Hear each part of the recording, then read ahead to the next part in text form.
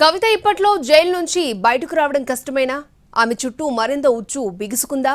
Liquor కేసులో ED CBI చట్టంలో పూర్తిగా ఆమె ఇరుక్కుపోయారా అంటే అవును అనే సమాధానం వస్తోంది.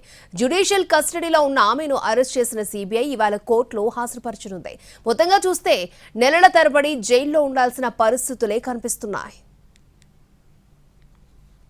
ఢిల్లీ లిక్కర్ కేసులో మరో కీలక పరిణామం. తీహార్ జైల్లో ఉన్న బీఆర్ఎస్ ఎమ్మెల్సీ కవితను సీబీఐ అరెస్టు చేసింది. ఇప్పటి వరకు ఈడీ కస్టడీలో తీహార్ జైలులో ఉండగానే సీబీఐ కవితను అదుపులోకి తీసుకుంది.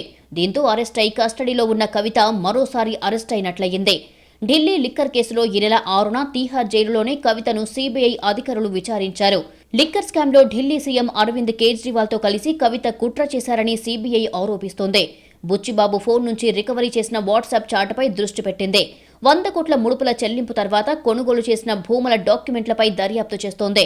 సౌత్ గ్రూప్కు ఆప్కు మధ్య కవిత దళారీగా వ్యవహరిస్తూ 100 కోట్ల ముడుపులు చెల్లించడంలో కీలక పాత్ర పోషించారని సీబీఐ అభియోగం మోపింది. అవినీతి నిరోధక చట్టం కింద కేసు నమోదు చేసి దర్యాప్తు చేస్తుంది. ఐపీసీ 120B కింద కుట్ర కోణంలోనూ విచారణ జరుపుతోంది. ఈ క్రమంలోనే కవితను అరెస్టు చేసినట్టు సీబీఐ ప్రకటించింది. కవితను జ్యుడిషియల్ కస్టడీ నుంచి సీబీఐ హెడ్ క్వార్టర్స్ కు తరలించారు.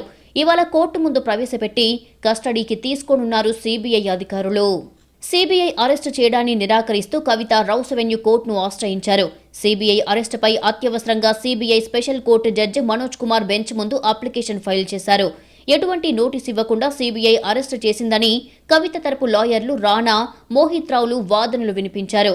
సీబీఐ కేసు గురించి ఎలాంటి సమాచారం లేదన్న కోర్టు అత్యవసర జడ్జిమెంట్లపై మాత్రమే వాదనలు జరుగుతాయని తెలిపింది.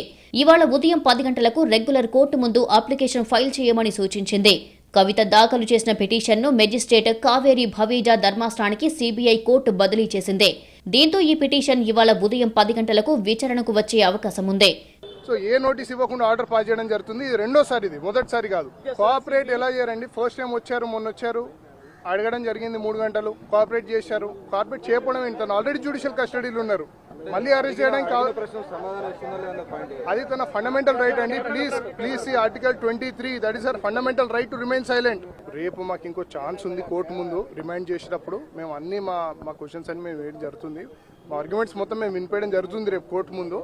రేపు కోర్టులో విచారణ జరిగిన దాని మీద మేము దాని తదుపరి నెక్స్ట్ స్టెప్ మేము అప్పుడు తీసుకుంటాం. కవితను తాజాగా పీటీ వారెంట్తో సీబీఐ అరెస్టు చేసింది. ఇలా పీటీ వారెంట్పై ఉన్న నిందితులకు అన్ని కేసుల్లో బెయిల్ వస్తేనే జైలు నుంచి విడుదలవుతారు, లేకుంటే జైల్లోనే ఉండాల్సి వస్తుంది. కవితను మార్చి 15న తొలుత ఈడీ అరెస్టు చేసి రౌస్ అవెన్యూ కోర్టులో హాజరుపరచగా జ్యుడిషియల్ రిమాండ్ కింద తీహార్ జైలుకు పంపింది. ఇప్పుడు ఆమెను సీబీఐ పీటీ వారెంట్పై అరెస్టు చేయడంతో సీబీఐ ప్రత్యేక కోర్టు ఎదుట హాజరుపరుస్తారు. ఒకవేళ సీబీఐ కస్టడీకి ఇస్తే అధికారులు ఆమెను సీబీఐ కార్యాలయానికి తరలించి ప్రశ్నిస్తారు. కవితకు ఈడీ కోర్టు బెయిల్ ఇచ్చినా సీబీఐ అరెస్టు నేపథ్యంలో జైలులోనే ఉండాల్సి ఉంటుంది. సీబీఐ కోర్టు కూడా బెయిల్ ఇస్తేనే ఆమె బయటికొస్తారు. అటు ఈడీ, ఇటు సీబీఐ అరెస్టులతో కవిత చుట్టూ ఉచ్చు బిగుస్తోంది. ఆమె ఇప్పట్లో బయటికి వచ్చే అవకాశాలు లేవు. 2 కేసుల్లోనూ బెయిల్ వస్తేనే ఆమె బయటికి వస్తుంది. ఈడీ, సీబీఐ కేసుల్లో బెయిల్ రావడం అంత ఈజీ కాదు. గతంలో చాలా కేసుల్లో నెల తరబడి నిందితులు జైల్లోనే ఉన్నారు. ఇదే లిక్కర్ కేసులో ఆప్ నేత మనీష్ సిసోడియా ఎన్నో నెలలుగా తీహార్ జైలులోనే ఉన్నారు. ఎందుకంటే ఈడీ, సీబీఐ కేసుల్లో దర్యాప్తు సంస్థలు ఏం కోరుకుంటాయో ఆ విధంగా న్యాయస్థానాలు కూడా సహకరిస్తుంటాయని లీగల్ ఎక్స్పర్ట్లు చెబుతున్నారు. కోర్టులు ఎప్పుడు విచారణ విషయంలో జోక్యం చేసుకోనున్నారు. ఒకవేళ దర్యాప్తు సంస్థలు పక్కదారి పడితే మాత్రం కోర్టులు జోక్యం చేసుకుంటాయని స్పష్టం చేశారు. దర్యాప్తు పూర్తయ్యాకే ఎవరికైనా బెయిల్ వస్తుందన్నారు. మొత్తానికి లిక్కర్ కేసులో కవిత ఇంకొన్ని రోజులు జైల్లోనే ఉండక తప్పని పరిస్థితులు కనిపిస్తున్నాయి.